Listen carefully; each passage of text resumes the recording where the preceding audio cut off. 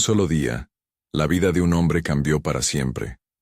Lo que ayer fue mesa, familia, tierras y honra, se convirtió en silencio, ceniza y preguntas sin consuelo. Ese hombre se llamaba Job, y su historia comienza donde muchas historias terminan, en la aparente ruina. Pero lo que parecía un final fue, en realidad, el umbral de una decisión que activaría un plan eterno, una renuncia que no es espectáculo de sacrificio, sino una entrega que mantiene viva la fidelidad cuando todo lo demás se desvanece. Job no era un santo remoto sin rostro, era un padre, un hombre de influencia y de bienes. Su nombre resonaba en caravanas y en plazas. Su casa abrigaba hijos, siervos, rebaños que llenaban los valles. Era conocido por su rectitud, sus palabras cuidaban a los más débiles. Su mesa fue refugio para muchos, y su vida parecía la respuesta a aquello que muchos llaman bendición. Vivía en una normalidad que otros envidiaban. Sus mañanas llevaban el ritmo del trabajo, y de noche, la risa de los hijos llenaba las cámaras de la casa.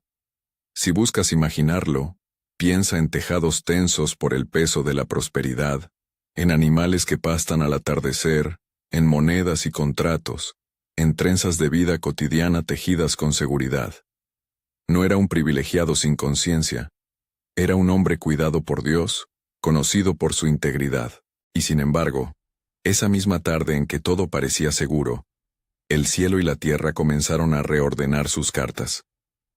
Hay relatos que intentan suavizar la escena, pero la verdad es brutal. Llegaron noticias una tras otra, como golpes encadenados que no dan tiempo a respirar. Primero, alguien vino a decir: los que estaban con tus bueyes se han ido. Fuego ha devorado tus rebaños, y yo solo vengo a decirte esto. Antes de que las palabras se asentaran, un segundo mensajero apareció, temblando con la piel pegada a la voz. Los sáqueos se llevaron los camellos, nos dejaron sin nada. Otra vez el silencio, otra vez esa sensación de vacío que sucede cuando algo real se ha ido. El tercer mensajero, casi sin aliento, narró que una tormenta desmoronó las chozas y que los jóvenes que celebraban bajo ese techo habían muerto. Y cuando parecía imposible una pérdida mayor, llegó la cuarta persona, con la noticia más íntima. La peste había entrado en la casa, y los hijos ya no respondían a la risa que antes los nombraba. Imagina la escena. Las manos que firmaban contratos ahora sostienen el polvo de la ropa rasgada. La mesa que festejaba está vacía. Los trajes, que ayer olían a trabajo y a sudor honrado, aparecen hechos jirones en una casa que de pronto parece extraña. Job, hombre acostumbrado a la distribución justa de bienes y a la administración de su casa, experimenta la fragilidad del mundo construido por manos humanas. Ante el desastre inmediato, una mirada natural habría sido buscar culpables, medir daños, tramar cómo recuperar lo perdido. Es la reacción que muchos de nosotros tenemos: calcular, negociar, rehacer. Pero la primera respuesta de Job no fue un plan de negocios ni una acusación explosiva. Job se rasgó las vestiduras, se afeitó la cabeza y cayó al suelo. No fue un acto de maquillaje religioso. Fue un gesto de reconocimiento del límite humano, de una humildad que no necesita ser publicitada para ser real. En el centro de su desgracia, pronunció palabras que asombraron a propios y extraños. Palabras que, en su simpleza, desnudaron una fe que no se sostiene en lo que tiene sino en aquel a quien sirve. Esa renuncia inicial, la que el título llama renunció a todo por Dios, no fue un experimento teórico de ascetismo, ni una maniobra para recibir aplausos divinos. Fue una decisión interior. Ante lo que se le quitaba, él no se aferró al control. No prometió fórmulas. No intentó chantajear a la realidad. Lo que hizo fue soltar, y en la soltura declaró confianza. Eso es lo que llamamos hoy una renuncia activa. No un abandono pasivo, sino un acto consciente que coloca la esperanza en la soberanía, en lugar de en la seguridad material.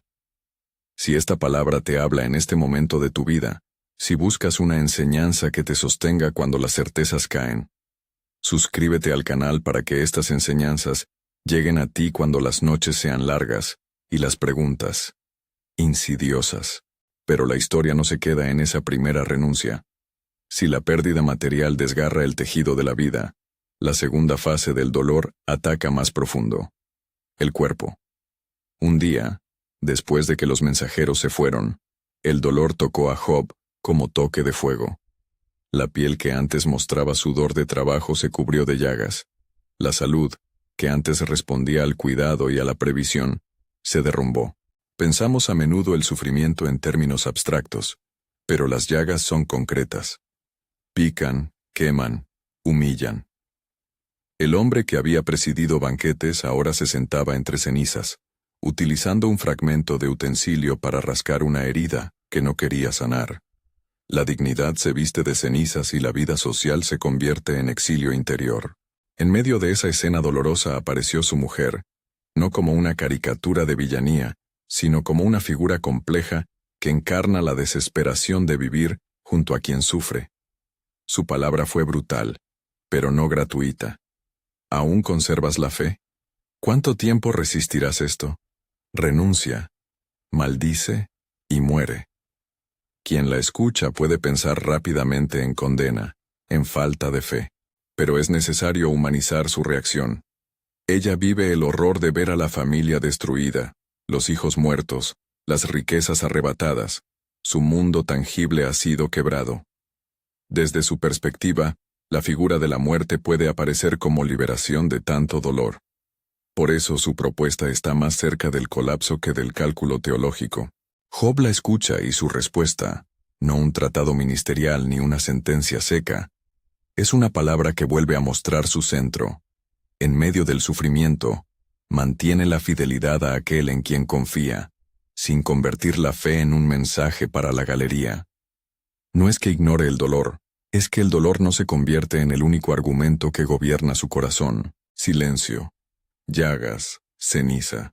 Así pasó el tiempo. La escena parece completa en su desesperanza, y en esa quietud es donde la comunidad aparece. Cuando alguien sufre, la gente se organiza, algunos para acusar, otros para consolar, otros para explicar. En el caso de Job, 3 hombres vinieron de sus rincones.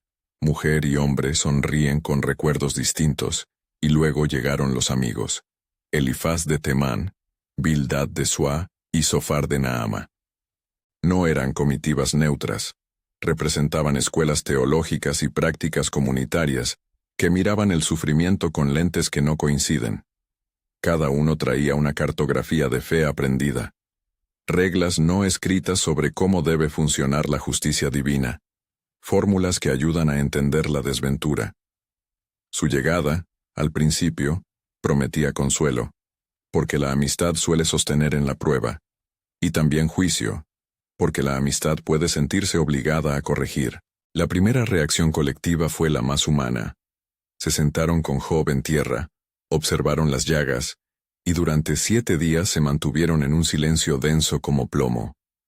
Ese silencio era una especie de oración muda, un reconocimiento de la imposibilidad de palabras que puedan reparar lo roto.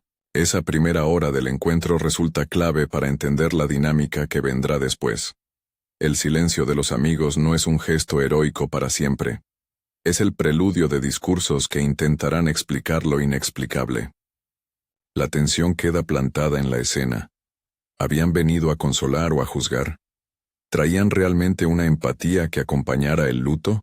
¿O portaban teorías que necesitaban ser confirmadas? Job, sentado en el polvo, no se sintió aliviado por la sola presencia. Sintió el peso de una responsabilidad adicional. Defender su integridad ante quienes creían tener las llaves de la interpretación divina. De repente, la pregunta ya no era solo ¿por qué yo?, sino ¿quién soy ante los ojos de los demás cuando sufro? Es importante detenerse un momento y reconocer la diferencia entre consuelo y acusación teológica. Hay quien, ante la tristeza ajena, se sienta en la habitación y se mantiene presentemente en silencio, respirando con el otro, ofreciendo solo compañía. Ese fue, durante días, el gesto inicial, compañía que no intenta corregir. Pero cuando las palabras empiezan, cuando los discursos teológicos aparecen con seguridad, El consuelo se transforma en juicio. Elifaz, Bildad y Zofar representaban cada uno a su manera una lectura que relaciona pecado y castigo de forma demasiado directa. A sus ojos el sufrimiento sostenido es signo de culpa escondida, un dolor prolongado, una evidencia de que algo debe ser expiado. Esa lógica, que en la cotidianeidad ayuda a dar orden a lo inexplicable, puede volverse una jaula cuando se aplica sin matices a la situación de un inocente. No olvides, no todas las interpretaciones que dan sentido terminan siendo verdad. Hay veces en que las explicaciones humanas son atajos que dañan más de lo que ayudan. Mientras la comunidad se organizaba en torno a teorías, Job buscaba una conversación de otra índole. No quería teorías que lo absolviesen o lo condenasen frente a sus amigos. Quería justicia frente a Dios. No pedía una disculpa social, pedía un tribunal divino donde su integridad pudiera ser escuchada. Su lenguaje no es siempre claro, y su lamento a veces explota en palabras que parecen denunciar a Dios, pero la médula de su clamor no es la blasfemia gratuita, es la búsqueda de un lugar donde su inocencia sea entendida. En esa demanda hay no solo dolor, sino también valentía. Exigirle a Dios presencia y juicio cuando todo a su alrededor parece indicar ausencia. Este es un punto en el que muchos oyentes se sienten incómodos. En la tradición religiosa hay voces que piden aceptación serena y otras, conmoción activa. Job no opta por una aceptación fingida. No renuncia a su dignidad, la eleva como testimonio. No se entrega a la desesperación que destruye, más bien convoca la pregunta que necesita ser respondida. ¿Qué harías tú si, en un día, perdieras aquello que te nombra? ¿Te rendirías al silencio o reclamarías una respuesta? Es fácil, desde la distancia segura, pronunciar certezas. Pero cuando la casa se derrumba y las cenizas cubren los recuerdos de los hijos, el alma humana tiende a reclamar sentido. En lo profundo de esta escena aparece también la figura de la intercesión y del perdón. Job, en su discurso interior, no desea venganza contra quienes lo han herido, ni siquiera contra el acusador que, según el relato celestial, provocó la prueba. Su corazón tiende hacia un anhelo por corrección, no por destrucción. En algún punto su mirada vuelve hacia quienes lo rodean. La esposa cuya voz fue dura por desesperación. Los amigos cuya teología, aunque equivocada, nace de su deseo de ordenar el mundo. Esa postura no convierte a los demás en villanos. Los ubica en la fraternidad dolorosa del ser humano. La intercesión de Job, más visible en lo que vendrá después, tiene raíces en este terreno, en el reconocimiento de que todos somos frágiles y que la restauración verdadera no es corregir al otro para la propia justificación, sino pedir sanidad para todos. Quiero invitarte a mirar por un momento lo que está en juego más allá de la escena concreta. En el corazón del relato de Job hay un choque entre dos lógicas. La humana, que busca explicar y controlar, y la divina, que actúa en torno a misterios mayores. Cuando los amigos lleguen a hablar, su discurso será una forma de cerrarle al dolor un significado que permita seguir viviendo. Pero la soberanía de Dios no se reduce a las explicaciones humanas. La narrativa que estamos siguiendo no necesita, en cada paso, una ley humana que la justifique. Muchas veces, la acción de Dios se revela en la desarticulación de nuestras certezas, para abrirnos a la amplitud del misterio. Job está siendo conducido, sin saberlo, hacia una experiencia que amenaza con transformar la manera en que conoce a Dios. Desde algo que se aprende de oídas, hasta algo que se contempla con los ojos. Hay un movimiento en su historia que va del saber por referencia al encuentro directo. Esa transición no es automática ni cómoda, es un proceso que atraviesa el polvo de la pérdida. Mientras tanto, la atmósfera social no mejora. Las palabras, que deberían consolar, empiezan a cebar la duda. Aquellos que llegaron con la intención de sostener, poco a poco, se convierten en jueces. Elifaz habla con voz que intenta ser experta, describiendo la moral del universo como si fuera una ecuación inmutable. Si duele, es porque hay desorden moral. Bildad insiste en tradiciones que requieren un castigo inmediato para el pecado manifiesto. Zofar, quizás el más impaciente, propone conclusiones rápidas que no admiten matices. Cada uno de ellos, en su insistencia, reordena la escena. Job se siente no solo enfermo, sino también malinterpretado. La soledad se intensifica cuando la privacidad de la prueba se transforma en el escaparate de interpretaciones ajenas. Sin embargo, antes de que las palabras se afilen en acusaciones, hay un gesto que conviene remarcar: la presencia. Los amigos, aunque más adelante hablarán desde teorías rígidas, en un primer momento satinaron la habitación con una compañía que no buscó imponerse. Es un recordatorio que, aun en comunidades con lecturas teológicas limitadas, puede haber gestos que contienen gracia. El silencio de 7 días no fue una omisión, fue un acto que, por su intensidad, comunicó empatía. La historia no permite que olvidemos esto. No todo lo que viene de la comunidad es dañino, ni todo lo que proviene de la cercanía es sabio. El discernimiento se vuelve la labor del que sufre y de quienes lo acompañan. Aquí, en este punto de tensión, la narrativa cruza un umbral. Los elementos están puestos: pérdida total, renuncia activa, llagas que minan la carne, la mujer con su desesperada tentación de liberar a su esposo del dolor, y los amigos que, con distintas voces, se acercan para ofrecer explicación y consuelo. El escenario está cargado y la pregunta gravita en el aire: ¿qué hace la fe cuando la lógica humana falla? Job ha tomado una decisión que parece paradójica: renunciar a todo, no como estrategia para recuperar, sino como un acto de fidelidad que lo coloca en una posición donde Dios puede obrar de un modo que trasciende la explicación. Si miras tu propia vida, tal vez encuentres paralelos incómodos: un trabajo que se fue, una relación que se rompió, una salud que te desafía. No es necesario que simules respuestas fáciles. Lo que invita la historia es una actitud práctica. Renunciar al control no significa abandonarse al desaliento. Significa dar la mayor parte de tu energía a aquello que no perece. La relación con aquel que sostiene incluso cuando no entendemos.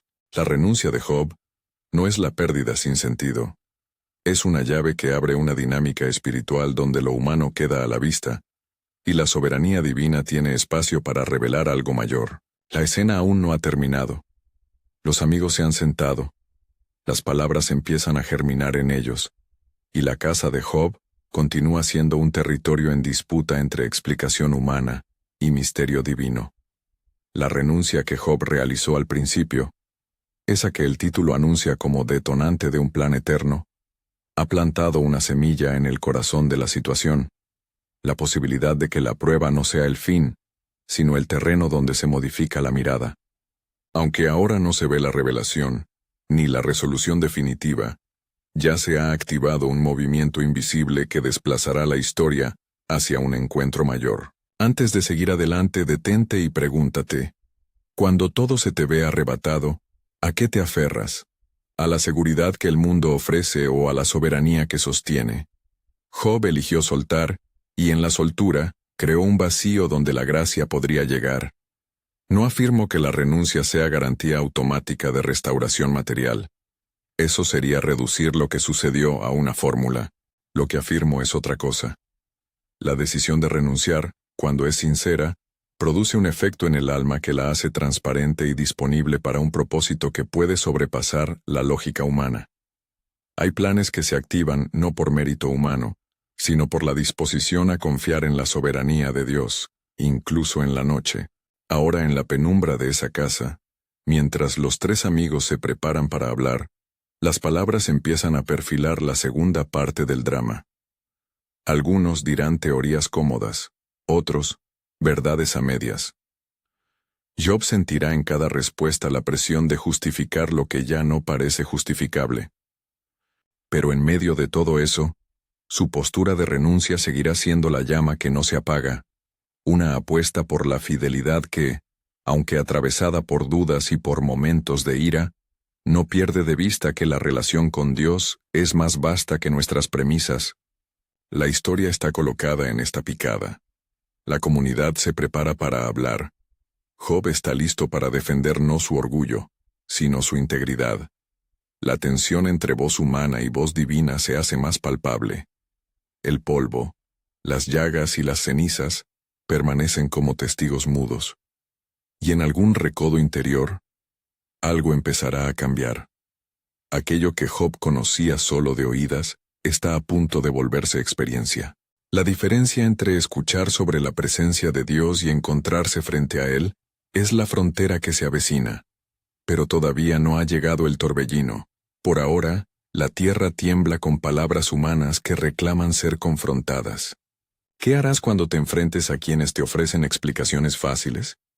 ¿Permitirás que su interpretación te robe la dignidad? ¿O te mantendrás como Job, con la valentía de exigir un diálogo honesto con la realidad y con Dios? La decisión de renunciar ya ha ocurrido. Lo que sigue será la batalla por la verdad del corazón. Y en esa batalla, se medirá si la renuncia fue producto de un momento de desesperación o el inicio de una fidelidad que abre puertas invisibles hacia lo eterno. La batalla por la verdad del corazón estalló en palabras. Tras días de silencio, las voces que habían venido a acompañar comenzaron a articular lo que pensaban. Verdades aprendidas, reglas morales que funcionaban bien en la plaza del mercado, menos bien en la habitación donde una madre ya no reía y un padre lloraba ceniza. Elifaz fue el primero en hablar. No lo hizo desde la frialdad.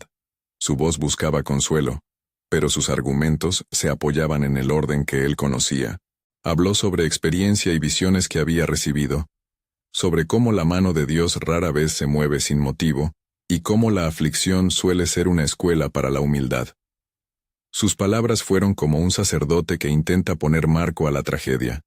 Si hay dolor, hay una causa moral. Tal advertencia tenía nombre y dirección, y Elifaz, convencido, la presentó como clave para entender lo incomprensible. Job escuchó en calma, pero no en sumisión. Respondió con la honestidad de quien no busca aplausos.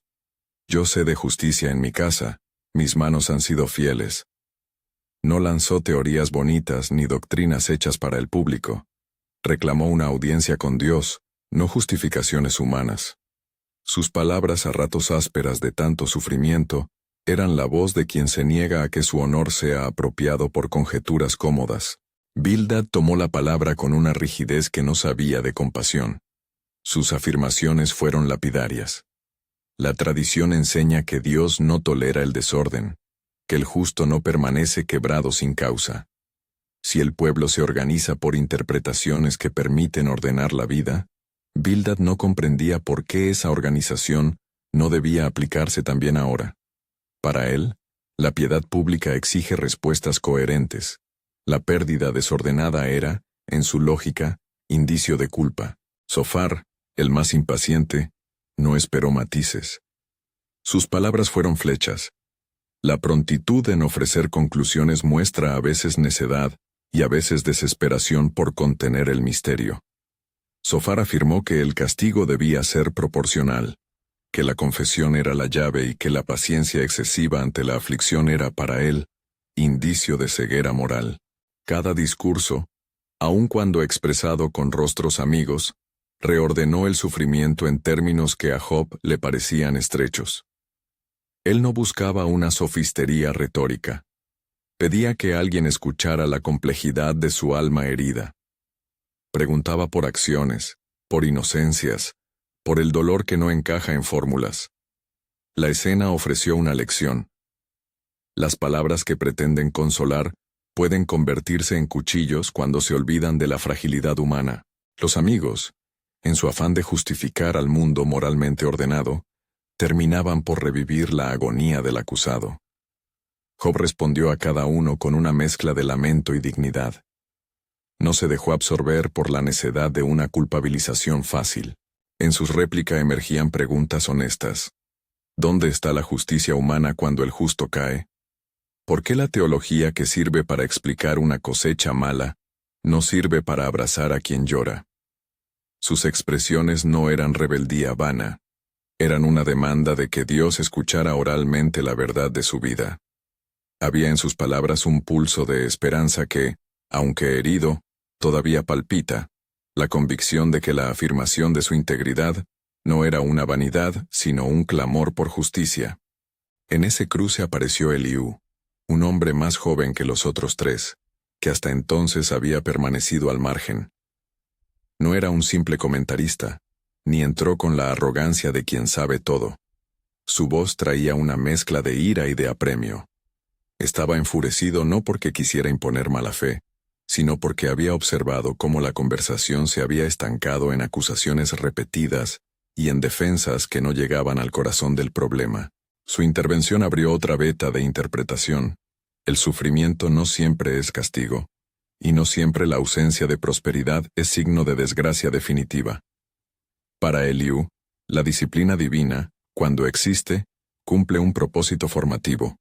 Para él, Dios habla también a través del dolor para enseñar y para desarraigar formas de dependencia desmedida. Eliú se explayó con pasión sobre la grandeza de Dios y la minoría humana, y señaló que la soberanía divina no se encierra en la lógica humana. Sus palabras, a veces duras, intentaban sacar al grupo de la trampa del simplismo. Rechazó tanto la acusación automática de los amigos como la autocompasión resignada. Para él, la posibilidad de que Dios use la prueba con propósito no anulaba la inocencia de Job. La mantenía en tensión.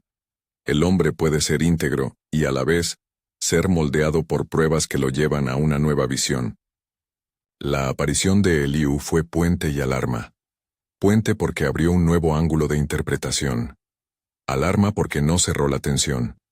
El relato avanzaba hacia un punto donde las palabras humanas ya no serían suficientes.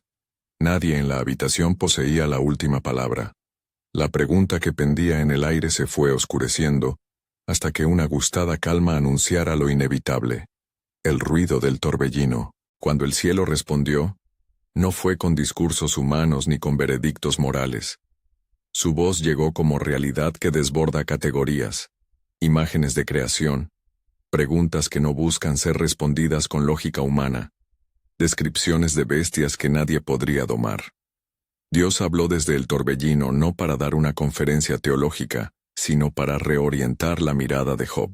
Sus interrogantes, sobre el origen de las cosas, sobre quién marca las fronteras del océano, sobre quién llama a la aurora, no tenían la intención de humillar por humillar, sino de mostrar la vastedad que hace diminuta cualquier explicación apresurada. En ese discurso divino emergen figuras como Behemoth y Leviatán, símbolos de lo inmenso y de lo incontrolable. La voz divina no se mete en la disputa legal de si Job merecía o no su sufrimiento. En lugar de eso, despliega la magnificencia del Creador que sostiene lo que no podemos sostener. La estrategia divina fue una pedagogía, sacar a Job y a sus oyentes del encierro de interpretaciones reducidas, para situarlos frente a la vastedad que exige humildad. Ante ese diálogo, Job experimentó un quiebre. Lo que hasta entonces había sido una búsqueda de defensa personal, se transformó en asombro. Sus palabras de reproche dieron paso a la confesión. No hablamos aquí de un arrepentimiento por una culpa mortificada. Hablamos de la humildad que nace al encontrarse con lo infinito. Job reconoció. Muchas veces habló de Dios como si lo conociera por rumor, por enseñanzas recibidas. Pero ahora, frente a la presencia que cuestiona la misma medida del mundo, su conocimiento cambia de naturaleza. Lo que antes era conocer de oídas, se convierte en algo distinto. Visión, reconocimiento, una intimidad nueva. Frente al torbellino, Job dice lo esencial de su experiencia. Ya no basta el saber por referencia. Ahora lo que importa es tener los ojos puestos en la realidad divina. Esa transformación no ocurre sin dolor. Job no se regocija porque le duela haber hablado con dureza.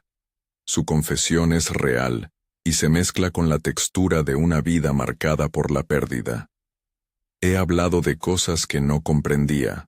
Podría expresar con palabras que no tergiversen su lucha, reconocer la pequeñez de su voz y callar ante la grandeza que ahora contempla. Es, en la narrativa, un paso decisivo. La humildad que sigue al encuentro abre la posibilidad de intercesión verdadera. Y aquí llega la escena que revela lo más hondo del personaje. Job, que había exigido justicia, que había resistido acusaciones, que se había mantenido firme en la lucha por su integridad, ahora se vuelve intercesor. No exige venganza para sí, ora por sus amigos.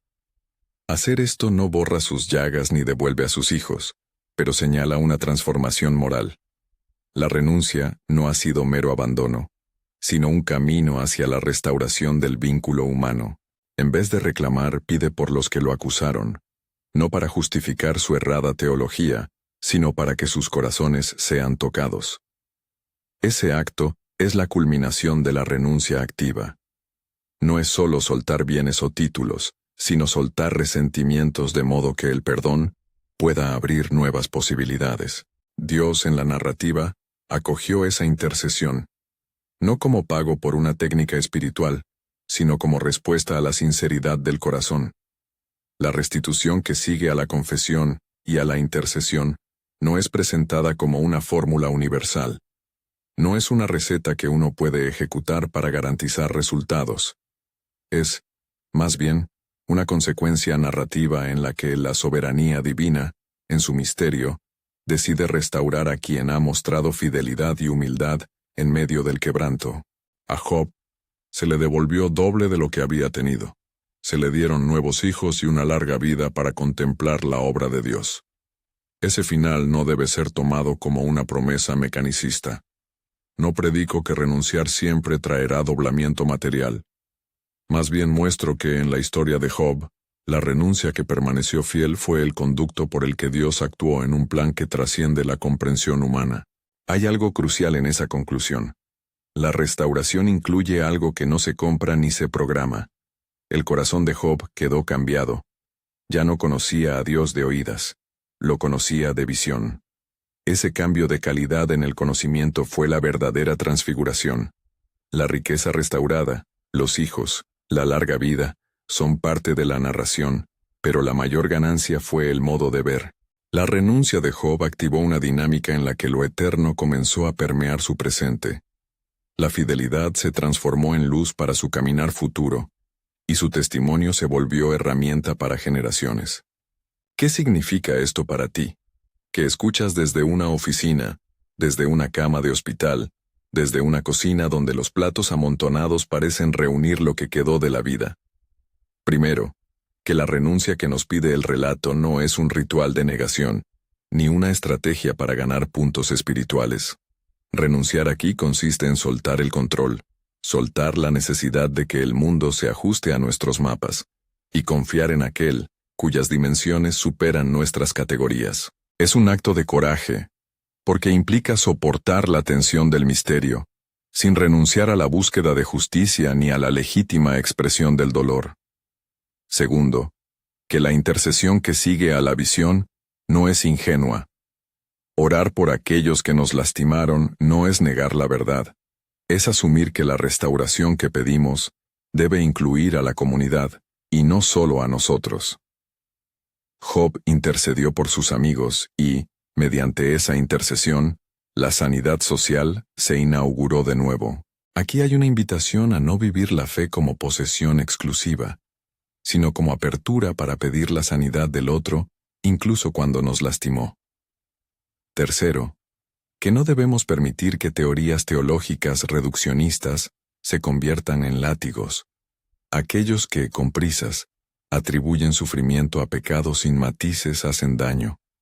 La comunidad de fe debe aprender a sostener en silencio, a acompañar sin apresurarse a explicar. Acompañar no significa tener respuestas prontas, significa estar con el otro hasta que la verdad se despliegue con tiempo.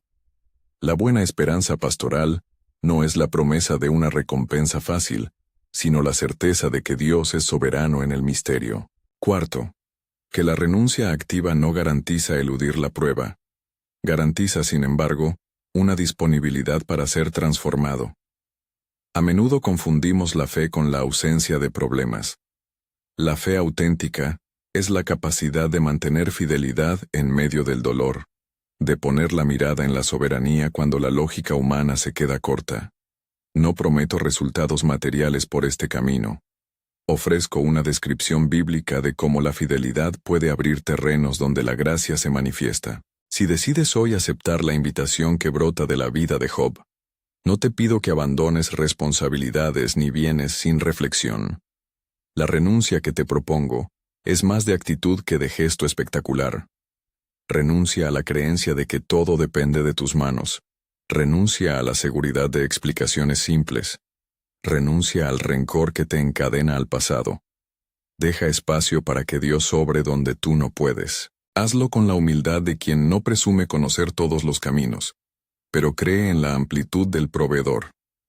La historia llega a su cierre no con un truco retórico, sino con una invitación práctica. Si en este momento sientes el peso de perder algo que te nombra, puedes tomar una decisión concreta. Declara que renuncias a sostener la esperanza en lo que se va a romper y la pondrás en la soberanía. Ese gesto no promete que todo volverá, pero pone tu alma en posición de recibir lo que solo Dios puede dar. Si esta palabra ha encontrado resonancia en tu vida, comparte en los comentarios la decisión. Escribe renuncio como signo de compromiso personal. Deja que tu renuncia sea un pequeño acto de valentía que pueda inspirar a otros. Padre, en este momento reconocemos la limitada capacidad de nuestras palabras y de nuestro entendimiento. Tú que conoces la fragilidad humana, te pedimos que nos sostengas en las noches donde la explicación falta. Danos la humildad de Job, la capacidad de interceder por quienes nos duelen, y el ánimo de resistir sin amargura. No te pedimos garantías ni pactos, pedimos ojos para verte, fuerza para soltar el control, y corazón para buscar la justicia y la misericordia. Siembra en nosotros la fidelidad que permanece cuando todo se desvanece.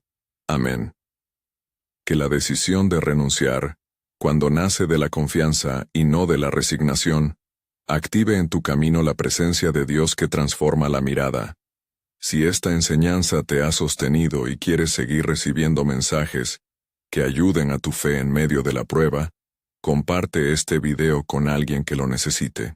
Comenta renuncio, si hoy te comprometes a soltar lo que te impide confiar, y que la paz que sobrepasa todo entendimiento, guarde tus pasos mientras caminas hacia lo eterno.